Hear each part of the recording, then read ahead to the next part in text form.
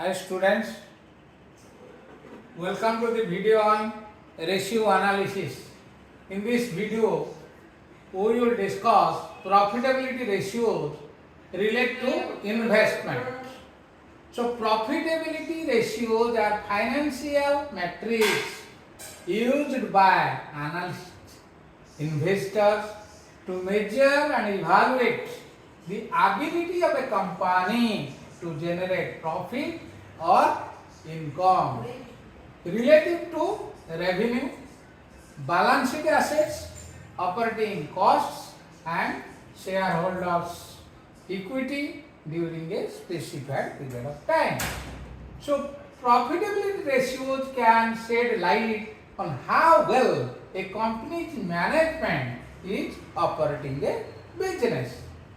So in this ratio, first we will consider return on shareholders investment or net worth ratio. So formula is net profit after interest and tax divided by shareholders funds.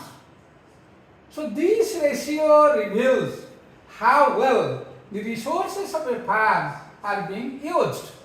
Return on shareholders investment should be compared with the return of similar firms in the same industry. It is used to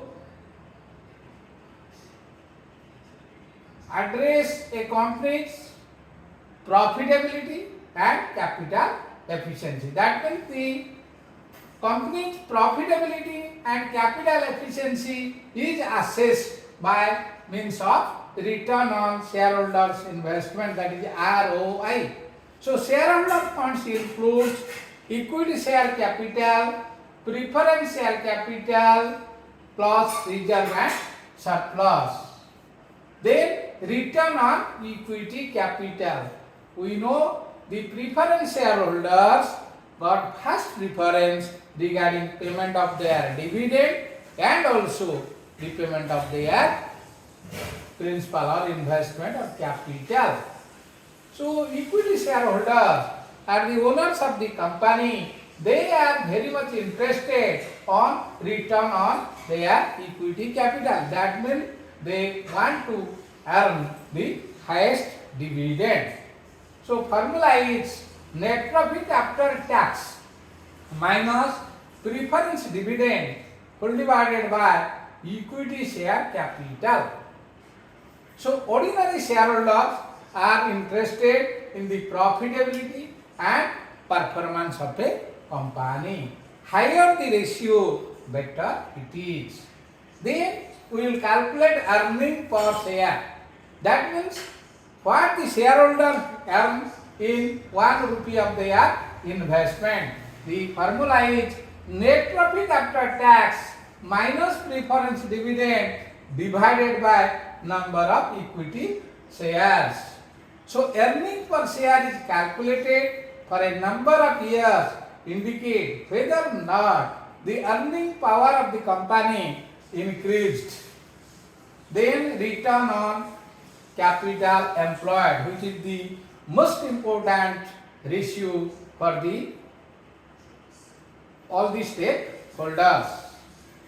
So return on capital employed, the formula is adjusted net profit divided by gross capital employed or adjusted net profit divided by net capital employed. Generally, we consider net capital employed as the ratio. That means adjusted net profit divided by net capital employed. So net capital employed is total assets minus current liability of any business or firm or company. As for general practice, net capital employed is referred to simply as capital employed. So we should know what is the procedure of calculation of capital employed. So first you take into account all non-current assets in the business, that is land and building, plant and machinery, furniture and fittings, which should be included in their net value. Means the assets minus depreciation will be considered as net value. Then investment inside the business. So investment outside the business is excluded from this calculation. Then all current assets. Current assets are those assets which can be converted into cash easily, that is cash in hand, cash at bank, sundry debtor, bills received, short-term investment, prepaid expenses, accrued income. Then gross working capital, that is A plus B plus C, minus current liability will give us net working capital. So what are the points to be taken into account for calculating capital employed? First, idle assets should be excluded. Whatever fixed asset, if it is remaining idle in the business, it should be excluded for this calculation. Then intangible assets like goodwill, patents, copyrights, trademarks, it will be excluded if it does not have any realizable value. Then investment made outside the business also to be excluded. Any excess cash in hand or cash at bank required for smooth functioning of the business is also to be excluded. Then fictitious assets like advertisement,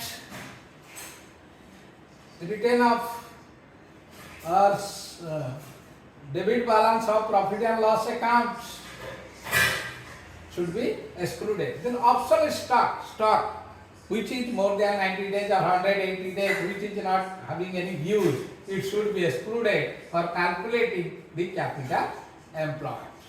So bankers, creditors and financial institutions will able to find whether the concern is viable for giving credit or extending loans by seeing or taking into account the return on capital employed.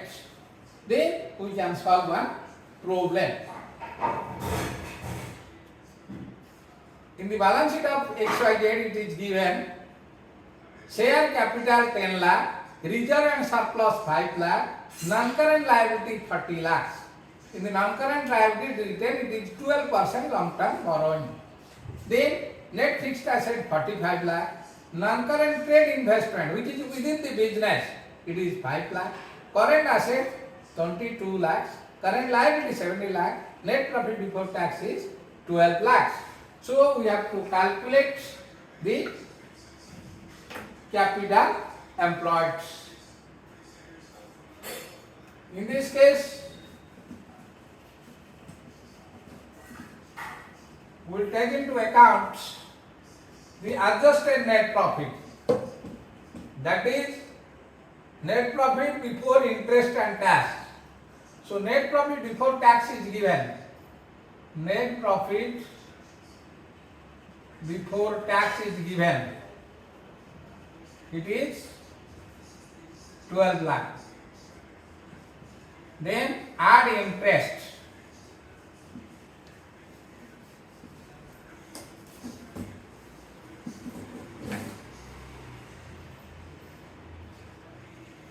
Interest is, it is given 40 lakh at the rate of 12%. Then 40 lakhs, that is 4,80,000. So 4,80,000 will add it.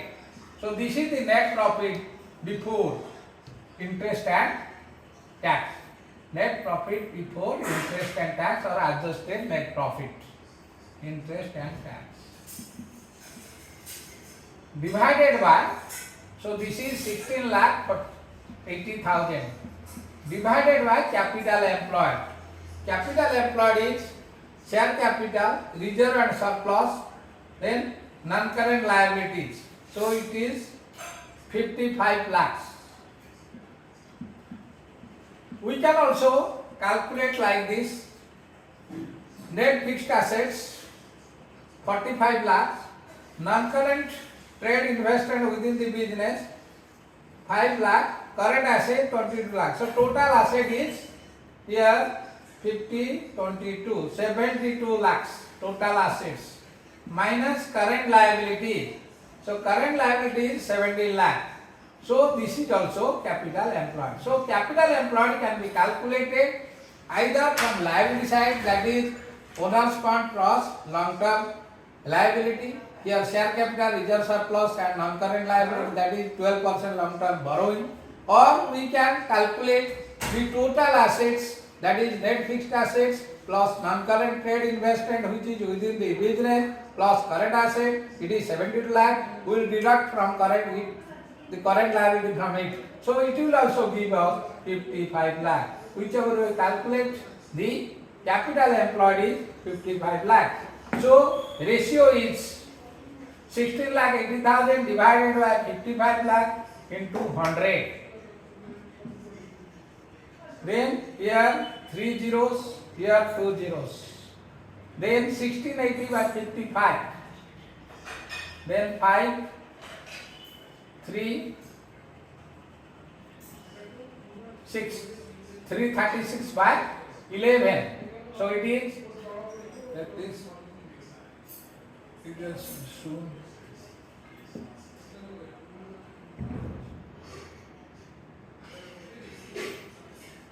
So this is 30.56%. Here in this case, the return on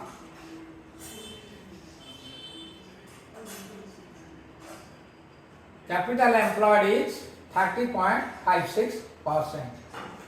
Thank you for watching this video. In the next video and last video, we will cover some important problems of ratio analysis.